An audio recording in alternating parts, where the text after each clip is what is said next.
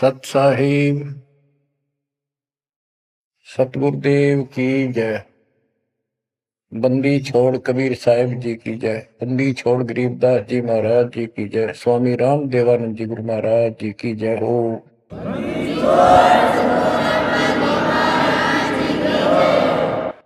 सर्व संतों की जय, सर्व भक्तों की जय, धर्मी पुरुषों की जय। श्री काशी धाम की जय, श्री सुडानी धाम की जय, श्री क्रोथा धाम की जय, श्री बरवाड़ा धाम की जय। सत साहिब गरीब नमो नमो सत्य पुरुष को, नमस्कार गुरु के नहीं। सुर नर मुनि जन साधु, संतों सरसदी। सतगुरु साहिब संत सब, दंडवतन प्रणाम। आगे पीछे मत हुए, किनको पूर्व। कबीर सतगुरु के उपदेश का, सुनिया एक विचार। जय सतगुरु मिलते नहीं, जाते नरक द्वार। नरक द्वार में दूत सब, करते खेचा तान। उनसे कभू नहीं छूटता, फिरता चारों खान। कबीर चार खानी में भरमता, कबहू न लगता पार। सो फेरा सब मिट गया, मेरे सतगुरु के उपकार। जय जय सतगुरु मेरे की, जय जय सतगुरु मेरे की। सदा साहिबी सुख से वसियो, अमरपुरी के डेरे की। जय जय सतगुरु मेरे की, जय जय सतगुरु मेरे की। सदा साहिबी सुख से वसियो, सतलोक के डेरे। निर्विकार निर्भय तू ही, और सकल वैमान। जी साधो और सकल वैमान। सब पर तेरी साहिबी, सब पर तेरी साहिबी। तुझ पर साहिब नाम, निर्विकार निर्भय। परम पिता परमात्मा कबीर जी की असीम कृपा से बच्चों, आज हमारे अंदर अपने घर जाने की प्रबल प्रेरणा हुई है। बच्चों, कोई भी काम है उसकी विशेष जानकारी होने के बाद उसमें रुचि बनती है। किसी प्रकार अब हमें पता चला है कि इस लोक में हम गलत स्थान पर रह रहे हैं, और आपको यह भी याद दिला जाता है कि ये शरीर नहीं रहेगा। जिस परिवार को देखकर हम खूब खुश हैं, और होना भी चाहिए, पर ये साथ कितने दिन का है यो तक भी ध्यान देते नहीं। इसके ध्यान ना देने से हम जन्म और मरण के इस महान कष्ट को भोग रहे हैं, इस महान कष्ट को झेल रहे हैं। अभी तक कोई इस तरह सच्चाई कहने वाला नहीं था। जैसे कोई यूं कह देता ना, भाई ऐसे ऐसे वो हो सकता है, मृत्यु हो जाएगी, तो यूं कहा करते भाई, तो भाई ये बात ना बोला, मृत्यु हो जाएगी, अच्छी बात बता। यानी यूं कहना बुरी बात मानने थे कि यूं ना कह, मौत भी हो जाएगी कभी। संसार भी छोड़ना पड़ेगा। यानी इस सच्चाई को अवॉइड करने की चेष्टा करते थे। तो बच्चों, कबूतर क्या करता है, जब बिल्ली निकट आ जाती है वो डर जाता है, उड़ने की बजाय आंखें बंद कर लेता है और सोच लेता है खतरा टल गया, तो वो उसकी गर्दन मरोड़ के खा जाती है। अब आंखें बंद करें काम नहीं चलेगा, ये तो खोलनी पड़ेगी, हिम्मत करनी पड़ेगी, यहां से उड़ना पड़ेगा, काल से बचना पड़ेगा। पहले जैसे 12 कबीर पंथ चले हैं, उससे पहले ये हिंदू समाज, हिंदू धर्म, उसके बाद ये यहूदी धर्म, ईसाई धर्म, फिर मुसलमान धर्म, जैन धर्म, और ये 12 पंथ, इनमें ज्ञान तो बताया जाता था कि भक्ति कर लो, नहीं तो 84 लाख योनियों में जाना पड़ेगा, पशु पक्षी बनना पड़ेगा। और आत्मा डरती भी थी, भक्ति के लिए प्रेरित भी होती थी, लेकिन वो भक्ति शास्त्र विरुद्ध थी, शास्त्र में प्रमाणित नहीं थी, और वो ज्ञान भी शास्त्र प्रमाणित नहीं था। श्रीमद् भगवत गीता अध्याय 16 श्लोक 23 में स्पष्ट किया है कि शास्त्र विधि को त्याग कर जो अपनी मर्जी से मनमाना आचरण करते हैं अपनी इच्छा से, उनको न सुख होता है, न कोई सिद्धि प्राप्त होती है, और न ही उनकी गति बढ़ती। या तो ये कहो कि गीता गलत और ये झूठे गुरु सच्चे, इनमें से एक को रिजेक्ट करना पड़ेगा, लेकिन गीता को कोई रिजेक्ट कर नहीं सकेगा। आखिर में इन झूठे गुरुओं को त्यागना पड़ेगा। बच्चों, परमात्मा के पाने के लिए, उस सुख को प्राप्त करने के लिए कितने कितने कष्ट झेले हम महापुरुषों ने, हमने भी उठाए। हम ऋषि बने, ऋषि बनकर कठिन साधनाएं की, जैसा लोकवेद दंत कथाएं सुना करते थे, उसके आधार पर सिद्धियां आ गई, सिद्धियां दिखाकर फिर प्रसिद्धि होगी, उस प्रसिद्धि के ऊपर हम प्रसिद्ध हो गए और खूब महर्षि प्रसिद्ध हो गए। अब पता चला वो प्रसिद्धि कैसी थी, जैसे आपको राबिया का प्रमाण बताया, 4 साल की ठीक साधना से ऐसे ऐसे चमत्कार भी हो गए, मक्का उठ के आ गया, लेकिन भविष्य जीरो हो गया उसका, सिर भी काट दिया, इतनी प्रेरित थी भगवान के प्रति, लेकिन नथिंग, कुछ नहीं हुआ। काम तो अब बनेगा जब बनवाया जा। गरीब ये जीवन सफल है, जब लग राम रटंत, देखोरी को जाने दे, भरम पड़े हैं पंथ। इस मनुष्य जीवन की सफलता उसी की है जो परमात्मा की भजन करते हैं, अन्यथा इसका कोई यूज नहीं। पशु पक्षी का भी ऐसा ही जीवन है, ऐसे ही कर्म वो करते हैं, खाना पीना, टट्टी जाना, बच्चे उत्पन्न करना, बच्चों के लिए फिर सारा दिन भटक के उनका पोषण करना, फिर मर जाना, ये कोई जीवन है? इस ज्ञान से आपके अंदर जो गलत प्रेरणा भरी हुई है वो काल द्वारा भरी गई है, बहुत प्रबल है, वो सामान्य नहीं है।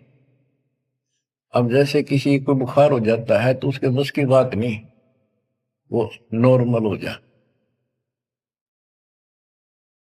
तो बच्चों, अब के लगन लगानी पड़ेगी। जैसे बुखार हो जाता है, उसके बस की बात नहीं कि वो ठीक ठाक रहे, अपने ठीक क्रिया करे, तो उसके लिए औषधि की आवश्यकता पड़ती है, और जब नॉर्मल हो जाएगा फिर सारे काम ठीक करेगा। इसी प्रकार ये आपके बस की बात नहीं है जो आप जिस व्यवस्था में लग रहे हो, ये इस ज्ञान से, इस भक्ति से आपका यो अज्ञान हटेगा, ये जिससे प्रभावित हो बुखार हटेगा, फिर आपकी लगन अदब से बनेगी, अलग से बनेगी। अगर ये भाव नहीं बना तो क्या ये जीवन अच्छा है जो आप जी रहे हो? कोटि जन्म तन भर में दोगे कुछ नहीं हाथ लगा रे। कुकर कुत्ता, सुकर सुअर, खर गधा, कौवा बुगला, बता इन प्राणियों के शरीरों में असंख्यों बार कष्ट उठा लिया अपने को, असंख्यों बार, एक बार नहीं। तो क्या इस प्रोसीजर को जारी रखोगे? मेरी आत्मा तो मान नहीं रही कि आप इसको स्वीकार कर लोगे। और अब भी आपकी आंख नहीं खुलेंगी और आपकी प्रेरणा नहीं बनेगी तो फिर इंसान नहीं, पत्थर हो तुम, पत्थर। कोटि वर्ष करे संगत संतों की, पत्थर का जल में क्या बूझे। चंदन बन में रंग ला दे, एक बांस बिटम भी ना सीखे। पत्थर को जल में डाल दे, कितने गहरे जल में डाल दे, कितने दिन डाले रखे, उसका कोई असर जल का नहीं होता। नहीं, जल से तो नरम होता है पदार्थ। बाहर निकालते उसको घिसा दे दूसरे पत्थर से, जो का तो चिंगारी निकलेंगे। तो पत्थर जैसे प्राणियों को किसी चीज का असर नहीं होता। ये अमृतवाणी उन पुण्यात्माओं को झंझोड़ कर रख देंगी जिनकी आंखें काल में अज्ञान से बंद कर रखी। उस परम पिता के घर जाने के लिए, सुख को प्राप्त करने के लिए गरीबदास जी बताते हैं कि मंसूर मैसूर क्यों हो गया, शरीर पासी प्रवेश और जाके ऊपर एती नोबती। कैसा है वो देश? उस परमात्मा के सुख को, सतलोक को प्राप्ति के लिए, उसकी प्राप्ति के लिए टुकड़े टुकड़े शरीर करा दिया मंसूर अली जी ने, पीछे नहीं हटा। तो गरीबदास जी कहते वो सुख कितना होगा जिसके लिए शरीर भी खत्म कर दिया, कोई नो प्रॉब्लम। और ये शरीर तो आपका रहेगा नहीं, गारंटीड है। इसलिए बार बार याद दिलाता हूं कि हमारे ऊपर नशा जबरदस्त कर रखा काल ने। ये आपके बस की बात नहीं, ये तो ये एंटीबायोटिक आपको प्रेरित रखेंगे। आप भक्ति भी करोगे, बुराइयों से भी बचोगे और अपने घर जाने की प्रबल इच्छा बने।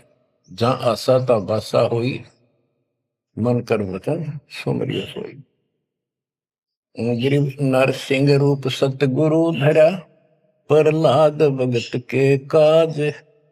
हिरणाकुश को ले गया, जो तितर को बाज। परमात्मा कबीर जी ने ही नरसिंह रूप धारण किया। ये सारा श्रेय अभी तक श्री विष्णु जी उर्फ श्री कृष्ण जी को दिया जा रहा था।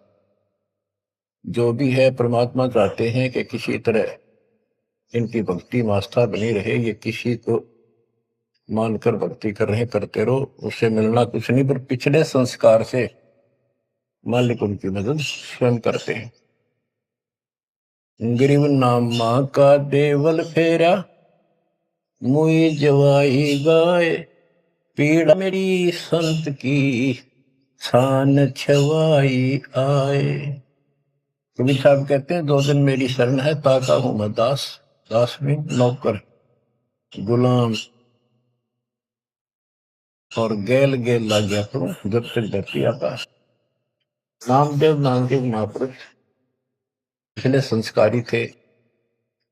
परमात्मा कबीर जी कहीं भी आश्रम बना के कुछ करने के लिए रह जाते हैं, एक गुरु की भूमिका करते हैं। अपने बच्चों को, वहां आसपास के क्षेत्र के बच्चों को ज्ञान सुनाते हैं। कोयल के बच्चे ज्ञान को सुनकर, आवाज को सुनकर उनकी तरफ खींचे आते हैं, सोने वाले रह जाते हैं। तो उस समय रंका और बंका दोनों पति पत्नी थे। एक उनकी बेटी थी वंका। नामदेव भी उसी समय परमात्मा कबीर जी के शिष्य हुए थे जब वो वासन रूप में लीला कर रहे थे। हम ज्ञान सुन लेते हैं, सारी बात करते हैं, पर अपनी जो पूर्व प्रेरणा है, पिछले जन्म के संस्कारों से भी हम बाज नहीं आते।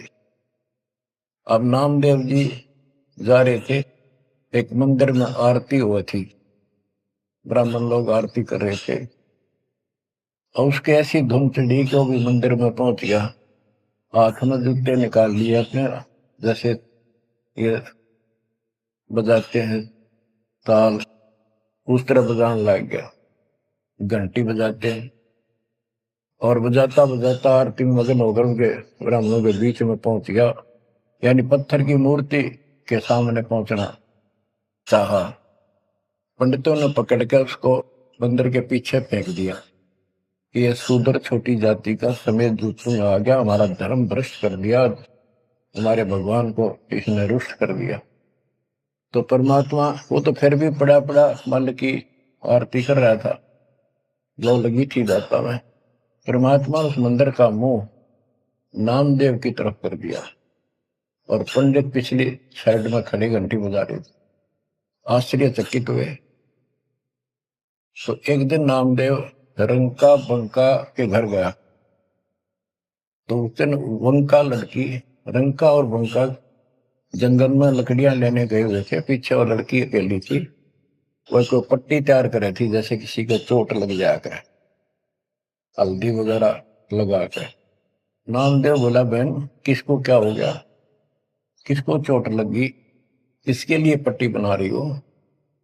उनका बोली, रे नामदेव तू गुरु जी ज्यादा दुखी ना करा कर, तो भाई मर्यादा में नहीं रहता, वहां के जरूरत ही तेरे को जाने जिस मंदिर में, अपना मंदिर में जाना भगवान अलाउड थोड़ा कर रखा है, मानता नहीं तो तेरे लिए, तेरी इज्जत रखने के लिए गुरु जी तेरे मंदिर फेर गए थे, हाथा चोट लगी भाई, उनका पट्टी बांधो। नामदेव गया, देखा तो सचमुच गुरु जी के हाथों में चोट लगी हुई है, और उनका पट्टी बांध। हम भक्ति भी करते हैं पर अपने संस्कार फिर भी कोई न कोई अड़ाए रखते हैं, ये परमात्मा को परेशान करते हैं। आप अब आ गया है कति पीक टाइम, अब ये बात नहीं चलेगी। पहले तो चलो को रह गए, कोई बात ना, पैर पकड़ लिए भगवान ने, अब क्या फिसल गया पैर, तो पता नहीं कहां पड़ोगे जाकर। ऐसा अजब गजब का ज्ञान दे दिया, ऐसा समाधान आपको दे दिया, और ऐसे समय में मानो श्री मान, तो आंखें खोल लो बच्चों। गरीब नामा का देवल फेरा, मुई जवाई गाय, पीड़ा मिट्टी संत की छान छवाई आए। अब एक जिसमें नामदेव जी ने मंदिर घुमा दिया, घुमाया तो मालिक ने था, लेकिन मालिक अपने नाम नहीं लेते, दादू से दरजीव के आप बगल हो जाए, करा करावा साइया मन में लहर उठा, दादू से दरजीव के आप बगल हो जाए।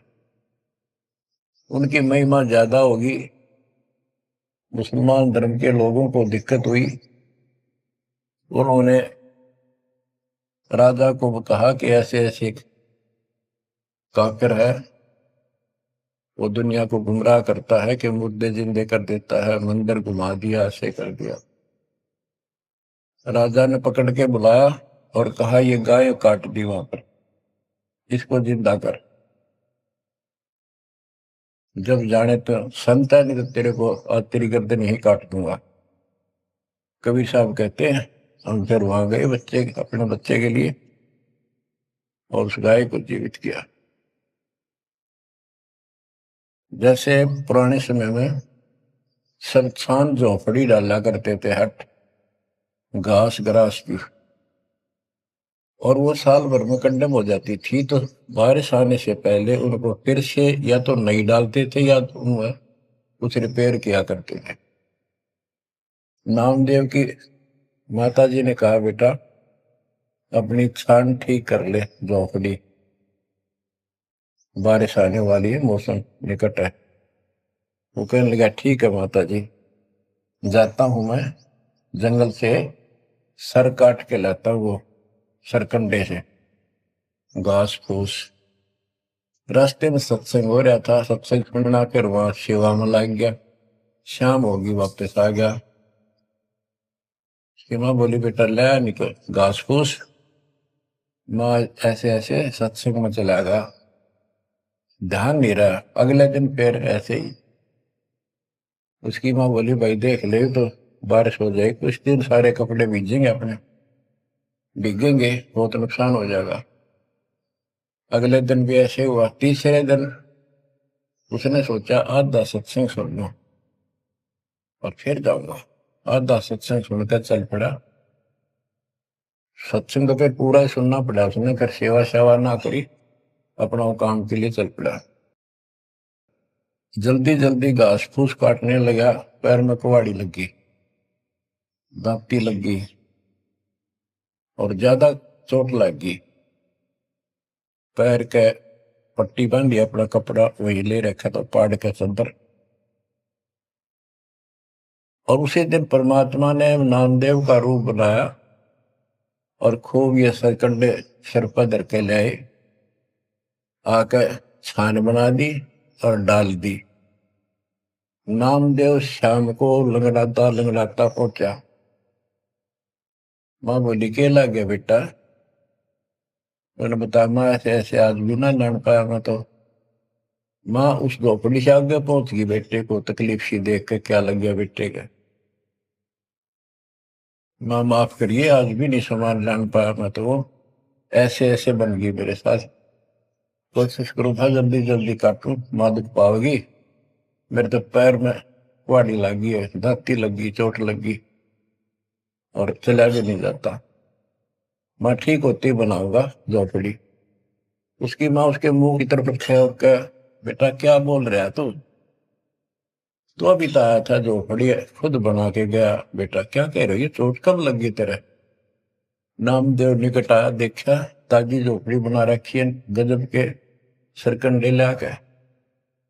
ऐसे तो आसपास की तो थे भी कोनी, ऐसा घास फूस। नामदेव खूब रोया बैठे। माँ भगवान थे, परमात्मा थे वो तो। बच्चों दो दिन मेरी शरण है ताका हूं मैं दास, गेल गेल ला गया फिर जब तक धरती आकाश। ये किसी जन्म में भक्ति खूब करी थी जैसे इस युग में, और इस युग के पिछले हुए भक्ति गजब की रहती है, क्योंकि यह साधना शास्त्र रूपा।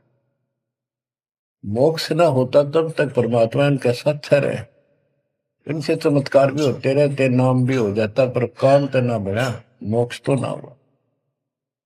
तो ये जो ज्ञान आपको सुना जा रहा है, ये हर पहलू पर आपको सतर्क किया जा रहा है। तो या तो इस भक्ति ने छोड़ दो, रिया कति दर्द हो जाओ, कमर कस लो, अब का पीछा छुटवाना है। ये लल्लो पत्तो बहुत होली। केवल हम सुख मांगते हैं, धन मांगते हैं, बेटा ना तो बेटा मांगते हैं और धन संपत्ति मांगते हैं। ये तो बिना मांगे दे देगा जब दिल डट गया आपका। डर रहे तो कोई भी काम है दृढ़ता के साथ होता है। धीरे धीरे रे मना, कबीर साहब कहते। कबीर धीरे धीरे रे मना, धीरे सब कुछ हो, माली सींचे सौ गुड़ा फिर तो है फलो। आज पौधा बोया है आम का, अगले दिन नहीं लगेंगे फल उसके, महीने 20 दिन में भी नहीं लगेंगे। वर्षों उसकी सेवा करनी पड़ेगी। एक बार पेड़ बन जाने दो, फिर देखना आपको छाया भी और फल भी इतने देगा, आप भी खाइयो, रिश्तेदारों को खिलाइए। इसी प्रकार इस भक्ति रूपी पेड़ को, पौधे को पेड़ बना लो। दास देख रहा है, दास ने शुरुआत जब की थी उनकी क्या स्थिति थी मेरे बच्चों की, भक्तों की। वो डटे रहे, टिके रहे, आज हर तरह से उबारा है, संसार से न्यारा है और मोक्ष मिलेगा। जो जन्म मरण का कोड कटेगा। गरीब कबीर के सो बंजारा हुआ, आप भक्ति के हेत कंकर बोई जान के, धना भगत के खेत। धन्ना भगत जी बहुत जबरदस्त लगन की लगी हुई थी उनकी, बहुत जबरदस्त भगत थे। दया भाव संत में होती है। बारिश हुई, बीज सभी किसान ज्वार बीजने चल पड़े। तन्ना की पत्नी ने भी ज्वार दे दी 5 किलो, अल्ले खेत में बो के आओ। भगत जा रहा था बैलों को साथ, बैल लेकर के, हल लेकर के। रास्ते में 4-5 भगत भूखे थे, बैठे थे। अब भगत स्वाभाविक साधु संत को देखकर राम राम करी, उसने बैल खड़े कर दिए, बैठ गया 2 मिनट भगवान से। सुबह सुबह पता चला कि उन्होंने 3 दिन से भोजन नहीं खाया था और मरने के कगार पर। कहने लगे भगत हम तो मृत्यु के निकट हैं, कहीं भोजन नहीं मिला। क्योंकि रेगिस्तान राजस्थान या भी पहले सारी शक्ति ऐसी थी नहीं बढ़िया वाली जनता की। बारिश हो गया तो फसल होगी, ना तो भूखे मरा करते। तो भगत जी ने सारे के सारे ज्वार रख दी उसके उनके आगे, बीज। वो मरे थे भूखे, सारी खा गए। अब वो चल पड़े। भगत जी ने सोचा ही वे घर वाले लड़ेंगे, पत्नी भी गर्म मिजाज की थी, और इसमें तो भाई कोई भी टोक दे, बीज भी कित खा गया तो कित खो दिया। किसान का तो जीवन होता बीज। लेकिन उसने परिवार न्यौछावर कर दिया। कक्कर इकट्ठी की लोगों को दिखाने के लिए, जैसे और बीज बो रहे थे ऐसे कंकर बखेर के हलवा के सामने घर आ गया। खेत में जाकर नहीं देखा। कुछ दिनों के बाद औरों के तो ज्वार गजब की उगरी, और भगत जी के खेत में तुम्बे मतीरों की बेल उगरी बिना गिनती की। मतीरे लग गए मोटे मोटे ये तुम्बे। अब क्या होता है कि भगत जी के खेत में, धन्ना भगत के खेत में बहुत ज्यादा बेल उगी मतीरों की। मतीरे से मोटे मोटे लाग गए, ऊपर नीचे पड़े न भरी दिखे उनका खेत भरा। कुछ दिन के बाद क्या होता है कि बारिश ना होने से उस क्षेत्र में अकाल जैसी स्थिति होगी। वह ज्वार किसी का हुई, किसी की थोड़ी बहुत हुई, बिल्कुल नहीं हुई। तो वो तो बाद की बातें हैं। किसी ने जाके धन्ना भगत की पत्नी को बता दिया कि तुमने ज्वार नहीं बोई। वह बोली बोई, वो कहा हमारा भगत कि ना आपके तो मतीरे उग रहे हैं, ज्वार है ही नहीं। उसका दुख हुआ, ज्वार भी कित खा गया यो। तो वह गई, देखा सचमुच वहां तो मोटे मोटे मतीरे भरे पड़े। एक मतीरा यानी एक तुम्बा लेकर चल पड़ी। धन्ना भगत को पता था कि बात आज बिगड़ चुकी है। उसके बाहर जाते ही भगत वहां आ जाते थे, उसके रहते नहीं आते थे। वह जल्दी वापस आ गई। धन्ना भगत ने सोचा था शाम तक आओगी। भक्तों से कहा तुम जाओ, बात आज गड़बड़ है। सिर पर बतीरा रख रखा। आते उसने बतीरा सिर में मारा धन्ना भगत का। धन्ना भगत जी ने थोड़ा बचाव किया तो धरती में लगकर फूट गया। फूटते उसमें ज्वार निकली जैसी बीज की साफ सुथरी भेजी थी। अब भगत जी तक टेढ़ा पड़ा, सिर बचाया, और वह देवी देख रही थी, कभी धन्ना भगत को कभी ज्वार को। तो वह बोली ये कहां से आ गई ज्वार इसमें। धन्ना भगत नहीं बोला। वह फिर खेत में गई, वह ज्वार उठाकर अंदर रख ली। वहां जाके देखा कपड़ा बिछाकर मतीरे फोड़न लागी, ढेर लाग गया। गठड़ी बांध के चल पड़ी, ढोण लागी ज्वार। अरोरा की ज्वार कति कंडम सी होगी, वो ये को ना खड़ी तो रही, पर बस उसमें बीज नहीं बढ़ा, सूखी सूखी सी खड़ी। अब वह 3-4 गठड़ी 5-6 गठड़ी ले आई भर भर का। भगत बोला जितनी आपने अपनी होनी चाहिए थी ना तेरे खेत में उतनी रखना, ज्यादा ना लेना। भगतमती ने बोली तू तो ऐसे करा कर, भगवान ने दी है सारी लाऊंगी। वह गठड़ी भर का चाली जब उसका कोटा पूरा हो लिया, वहां तक तब बोझ मरती आई बाहर खूब लग गया, उतारी तो सारा फूस बना पाया, एक फेर लाई वो भी नहीं हो गया, हार के बैठ गई। फिर धन्ना भगत के खेत में ज्वार निकला, तुम्बों से ज्वार ज्वार निकला, गांव इकट्ठा हो गया। भगत बोला भाई अपनी बांट लो थोड़ी थोड़ी, तुम सारे भूखे मर तो बच जाएगा गाँव। तो सब ने अपने हिसाब का थोड़ा थोड़ा ले लिया और फिर भी उभरती रहेगी। बच्चों ये बातें कोई बनावटी नहीं है। जिनने भगवान के ऊपर समर्पण किया, जो भगवान पर समर्पित हुए, भगवान ने कभी उनका मारा नहीं। चारों युगों को देख लो, हमने किसका रखा मारा। तो बच्चों ये महापुरुषों की जो कथाएं हैं आज अपने काम आऊंगी। आप एक बार लग कर देखो इस मार्ग, कोई जगह नहीं रहेगी आपको अगर मगर करण की स्मरण को कति परमात्मा हर तरह से संतुष्ट कर देगा।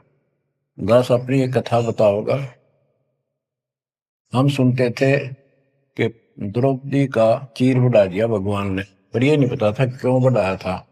वो तो अब इस तत्व ज्ञान से निखार हुआ कि कबीर परमात्मा ने एक लीला करके उसका लीर ग्रहण किया कपड़ा और उसके कारण बढ़ा था।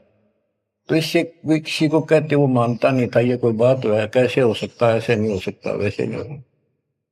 हम भी मानते थे कि चल ना होगा, पर भगवान तो है और बहुत काम कर रखे हैं।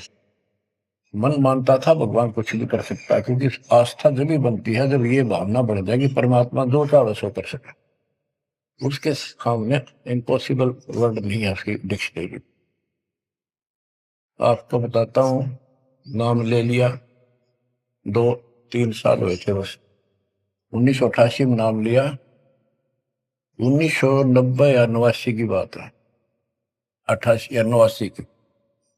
तो एक मकान बनाया, ऊपर मकान बना रखा है, उसके ऊपर एक गैलरी ही पूजा स्थल बनाया, 5.5 बाई 15 फुट का। उसमें एक गली में झांकी थी, खिड़की और विंडो, और एक अंदर आंगन की तरफ क्रॉस वेंटिलेशन बढ़िया था। तो जल्दी के कारण मैं बने बनाए वो लिया जगड़े, पूजा स्थल 2 मांझ का उनको पेंट करके लगा दिया। उनमें शीशे भी लगे हुए थे, एक शीशा टूटा हुआ था, एक शर्फ खिड़की का, वो डबल होते। मैं ये चढ़वा देंगे बाद में, जल्दी काम हो जाएगा। वहां मैंने ये भक्ति बोध छपुआ कर रखी कि गुरुजी आएंगे उनको सौंप दूंगा, वो आगे भक्तों को देते रहेंगे जब कोई दीक्षा लेगा। ऐसे सेवादास करने लगा। क्या हुआ कि उस जो शीशा फूटा हुआ था उसमें के चूहे बढ़कर उनको काटने लगे। और उस समय क्या था, जब वो जंगले लगाए तो जाली लिया था, ये एक लोहे की जाली जो मच्छरों से बचाने के लिए खिड़कियों पर लगाई जाती है बाहर की साइड। और वो गलती से वो गलत काट के दे दी। मैं वो साइज लिख के उस लोहे की दुकान पर दिया, भाई ये काट के तैयार कर दे, इनका गल बना दे। मैं और सामान लेकर वापस आया, उसने बांध के लपेट कर रख रखी थी, मैं उठाकर चला आया पैसे देकर। आके मैंने कहा ले भाई लगाओ। तो ये बड़ा लड़का, अरे वहां किराएदार रहता था, वो बोले हम लगा देंगे। कील क्या सारी ला रखी थी, उन्हें सीढ़ी लगाई। मैं तो चला गया उनको कह के, शाम में आया तो कोई नहीं लगा रखी। पूछा भी कारण क्या था, क्यों नहीं लगाई। उन्होंने बताई कि छोटी है, बराबर में छोटी रहेगी, कम से कम 9 इंच छोटी। वो लिखा था मैंने 3 फुट 9 इंच, उसने 3 फुट काट दी, या नौकर ने देख के काट, या गलती लगी जैसे भी। फिर मैंने सोचा भी छोड़ो भाई, अब किसके साथ मत्था मारे जाकर, वो कहेंगे तेरी गलती है, आपने यही साइज बताया था। मैं इस चक्कर में नहीं पड़ा करता। मैंने वो उठा के स्टोर में डलवा दी। एक सीजन बारिश का ऊपर का उतर गया, फिर वो नित्य नेम छपवाई पुस्तक, फिर उसमें चूहे बढ़ने लगे। कपड़ा बांधा, कपड़ा काट दिया। ये मन में था कि वो जाली तक पूरी है नहीं। फिर दिमाग में आई, भाई ऐसे करो, इस एक खिड़की में दिक्कत है, इस जाली को ऊपर नीचे करके दोनों को एक में सेट कर दो। तो वही दोनों किराएदार, ये बड़ा लड़का, ये छोटा ही था, 12-13, 14-15 साल का। तो मैं उनको कह के अपनी ड्यूटी पे चला गया। इनकी माता जी ने, नारों ने, वो वहां से निकाल के जाली स्टोर से नीचे डाल दी, भाई लगा दियो। इन शाम सी न लाई किता। मैंने आकर पूछा, एक जाली ला रखी, वह पूरी एक नीचे पड़ी। मैं ड्यूटी से आया शाम को 5 बजे। मेरी दुआएं बात खटक रही थी। इन लगा दी होगी बच्चा ने, ठीक से ना, मैं आप लगाऊंगा साथ लगकर। मैंने देखा एक जाली नीचे पड़ी, एक ऊपर लगा रखी, उसी पे जो शीशा टूटा हुआ था, गिलास। वो गिलास लगवाने की टाइम नहीं मिल रहा था, क्योंकि दूर मेरी ड्यूटी थी, कौशली साइड में हेडक्वार्टर था, 77 किलोमीटर जाना था। ये ऐसा था ही, जुगाड़ करना चाहा था मैं, कर दे फिर आराम से कर लेंगे। तो मैंने अनारों से पूछा कि ये जाली लगा दी उन्होंने? ईब ला के गए, सवेरे की कह रही थी भाई ला दे, पर ध्यान नहीं दे रहा था यो, लापरवाह। ईब ने देखा गाने वाला पापा, फटाफट बुला कर नींद को लगवा दी। मैं बोला, जाली ये और ले आए क्या? ये बोला नहीं, और तो नहीं है, ये तो वही है जो ऊपर डाल रखी थी स्टोर में। मन ने ये सुबह आपके दादी को कह दी कि भाई ये रखी, लाओ, जब ला दी। मुझे विश्वास नहीं हो रहा, तू सच्ची बता, ये बदलवा तो नहीं लाए इसको? और बोली बदलवा किथे, तो लाई मुश्किल तो है, बदलवान का कित है। मैं हैरान, मेरा विश्वास नहीं हो रहा। एक पूरी हो ही नहीं सकती, पूरी होकर के भी 6-7 इंच नौ लटक रही बराबर में मुड़ के। 9 इंच वो बड़ी और 6 इंच और एक्स्ट्रा उसी साइड में। दूसरी देखी, दूसरी भी नहीं। फिर इसने लैब में ढूंढ गया, बड़े लोग खेल खेल रहा था कितना। मैं बोला, तू ये बता, ये जाली बदलवा के लाया है कि वही है? वही है, मेरी मां ने उतार के यहाँ डाल रखी थी, हमने ला दी। मैं मेरी कसम खा, कबीर साहब की, कबीर साहब की कसम खा। बच्चों, वो दिन है आज, इतना गजब का विश्वास कर दिया जाता। बात कुछ नहीं थी, बात और भी लाई जा सके थी, लेकिन वो दिखा दिया, कपड़ा छोड़, हम लो बढ़ा जा। इस मालिक कबीर साहब ने लोहे की जाली बढ़ा दी। वो आज भी विद्यमान है, एक तो उनमें से। वो मकान बेच दिया था इसने, वीरेंद्र ने, मेरे यहाँ इस मार्ग पाने के बाद। जिसने लिया वो भगत, उस भगत ने वापस डोनेट कर दिया कि ऐसी अनमोल पूंजी को मैं सुरक्षित नहीं रख पाऊंगा, आपको वापस दे। आज वो फिर वही है, वह जाली लगी हुई है, हमने भी उसमें सफाई किया नहीं है अभी, क्योंकि हमें थोड़ा सा फुर्सत अच्छी होगी, यहाँ से निपटेंगे मिशन को पूरा करके, उसको फिर याद के रूप में रखेंगे। तो बच्चों, विश्वास रखो इस मालिक पर। कह कबीर सुनो भी साधो, मैं तो हूँ विश्वास, और गलत साधना करने से कुछ नहीं मिलेगा। क्या बताते हैं, गरीब कबीर के सो बंजारा हुआ, आप भक्ति के हेत, काकर बोई जान के, धना भगत के खेत। वहां काकर से अन्न हुआ, कंकर से, वहां काकर से अन्न हुआ, वहां केसों से हुआ कबीर, वार पार पावे नहीं गति कुछ गहर गंभीर। अब नकली गुरुओं के कारण ये सारा अध्यात्म ज्ञान नष्ट होया पड़ा था। उसके बारे में कबीर साहब बताते हैं, गरीबदास जी बताते हैं, गरीब विष्णु त्रिलोकी नाथ के, परचे कोटि अनंत, भक्त वत्सल भगवान है, क्यों निंद है संत। यानी भगवान में आस्था बनाए रहने के लिए परमात्मा ने इन पर विष्णु जी को निमित्त बनाकर लीलाएं की। कहते इनको विशेष वो ना समझो, ये भी अच्छी आत्मा है, 3 लोक के नाथ हैं। अब जैसे कोई मंत्री है, उसकी भी पावर होती है, उसको ये कहना तो कुछ नहीं है, प्रधानमंत्री सब कुछ है, ये तो लड़ाई वाली बातें हैं। ये तो सतीथी बताई है, इनकी इतनी औकात है, इतनी ताकत है, उनकी इतनी है, इनसे हम दूर नहीं हो सकते और इनको एज ईस्ट पूज भी नहीं सकते कि ये करतार बने हुए हैं अपने आप। ये वो करतार नहीं जो होना चाहिए। गरीब करता ऊपर चोट है, कहते हैं करतार, मूल लह नहीं मूर्खा, गिनते हैं क्यों डारे। ओए कि जितने करतार अपने आप बना रखे तुमने, राम कृष्ण विष्णु, ये फिर कितने बना रखे। कर्ता ऊपर चोट है, जो एक करतार को छोड़कर अन्य जो कर्ता बनते हैं उनकी दुरुक्ति होती है। रामचंद्र देख लो, सारी उम्र दुखी रहा और कर्ता बन रहा था, लोग भगवान के थे भी मान लेता था, आजीवन कष्ट रहा, अंत में सरयू नदी में जल समाधि ली, डूब का मेरा। कृष्ण जी सारी उम्र दुखी रहा, सुख का सांस कभी नहीं, कभी कंस, कभी केसी, कभी चाणूर, कभी कुछ पूतना, और आखिर में दुर्वासा के श्राप से कुल उनके सामने नष्ट हो गया। जिसका कुल सामने मरे है और पश्चात वो जीव है, सबसे निर्भाग आदमी है।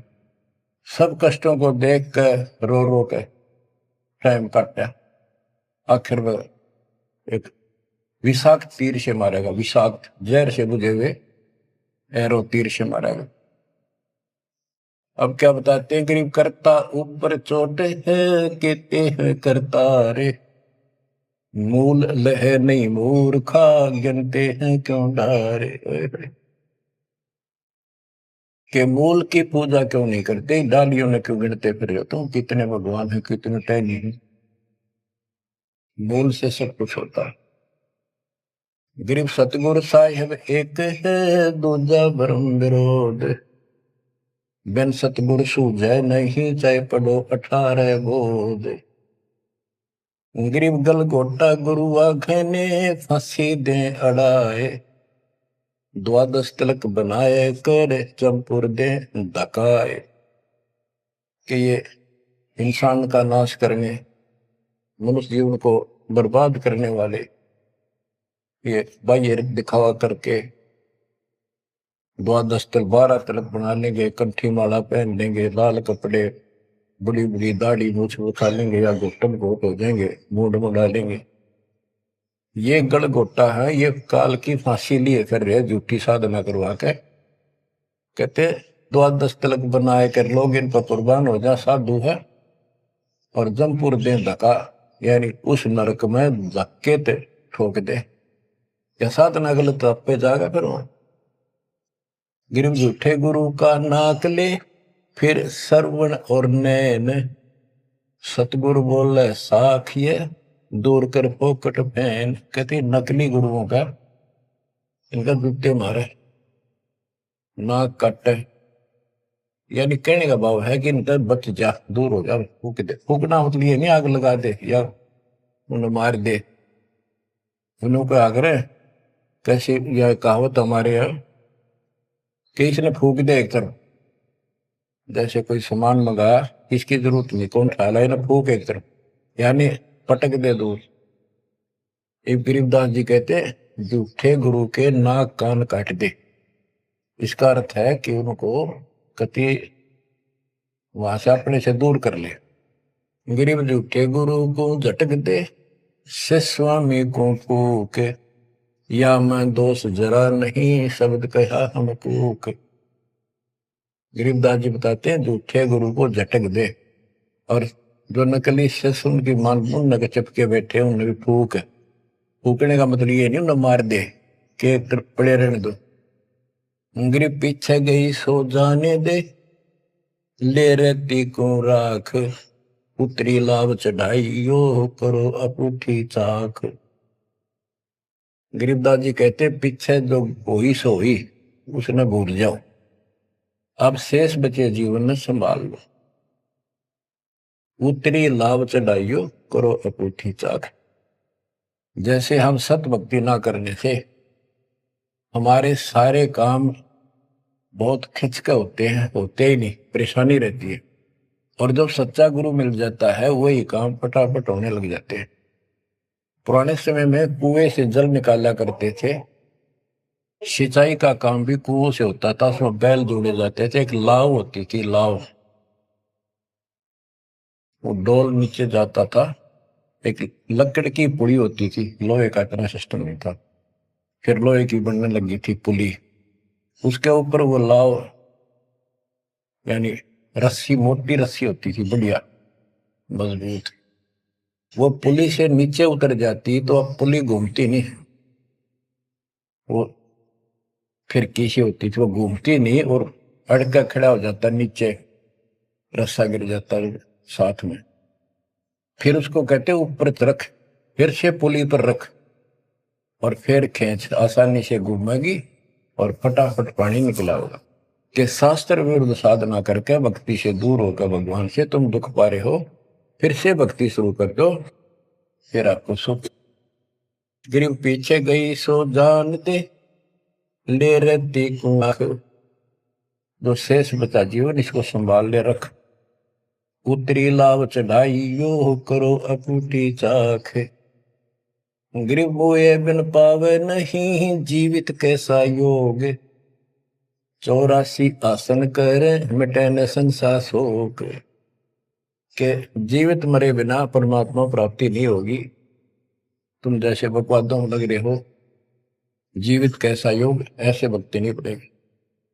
और जो 84 आसन कर करके लोग दिखावा करते हैं, इसे मोक्ष नहीं है। गिरिव पंचअग्नि पाखंड है, मौनी तपे आकाश। झरने बैठे क्या हुआ, क्या जी में पंच गिरास। ये 5 धुएं लगा के बीच में बैठ जाती है पाखंड करने के लिए। इन मकला इतनी है ज्ञान नहीं इनको।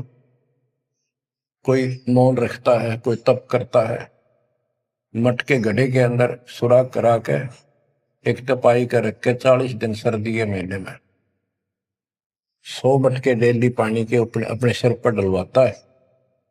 और वो बड़े बड़े गांव के लोग उस पाखंडी के चारों तरफ परिक्रमा करते हैं। और कोई कहे मैं सिर्फ 5 गिलास खाया करूं, ज्यादा खाता नहीं। इस तरह के ड्रामाबाजी से अट्रैक्ट करते पब्लिक को, पल्ला कुछ नहीं। गिरिव दूधा धारी शब्द है, पान फूल फल खाई। घट में नाम न संचय, ये बंधे जमपुर जाई। कई बताते हैं एक बाबा है, दूध दूध पिया है, बड़ा शब्द है, दूध दाधारी बोला है। और केवल कभी फल खा लेता है, तो फूल फल ही खाता है। तो गरीबदास जी कहते हैं गरीब दूध दाधारी शब्द है, ये पान फूल फल खाई। घट में नाम न संचय रहे, बंधे जमपुर जाई। सच्ची भक्ति है नहीं, सीधे नरक में जाएंगे। गरीब चुंडित मुंडित भद्रा, मोनी मैल न पावे। धूमर पान ठडे सरी, ये 2 जग धक्के खा। गरीब योग नहीं यो रोग है, जब लग निज नाम न चीन। घर घर द्वारे भटकते, बेख बिना यकीन। गरीब बेख लिया तो क्या हुआ, जब लग नहीं विवेक। 3 काल निपजे नहीं, नहीं मिटे कर्म रेख। के चुंडित मुंडित, जैसे बड़े बड़े सिर पर जटा रख रखी है, दाढ़ी बड़वारी, माला मूला पहन गए, बाहर भाई ड्रामा खोल कर रखा है, लाल कपड़े पहन रखे, या कति गोट करवा रखा, मुंड मुंडवा रखा। कहते हैं इनसे कुछ नहीं मिलना, कोई मोल रखते हैं। गरीब चुंडित मुंडित भद्रा, मोनी मैल न पावे।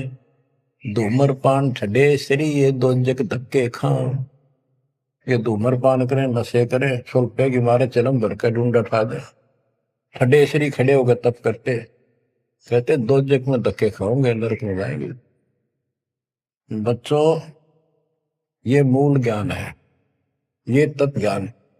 और ये जो ज्ञान आपको दिया जा रहा है, आपके लिए वरदान होगा। ये कबीर साहब की गिफ्ट है। इस रजा को संभाल के रखियो, इसको हल्के में ना दियो बच्चों। कुर्बान हो जाओ, ये धंधे करते था सिंधन हो गए, कितना पुराना पट्टा। इसकी शरण में डट कर सत्संग सुना करो, सेवा करो और दान करो, मर्यादा का निर्वाह करो, भक्ति करो। देखना न्यारे रंग ला देगा दाता। मालिक आपको मोक्ष दे, सद्बुद्धि दे, आपको याद बनी रहे अपने घर की सच्चाई।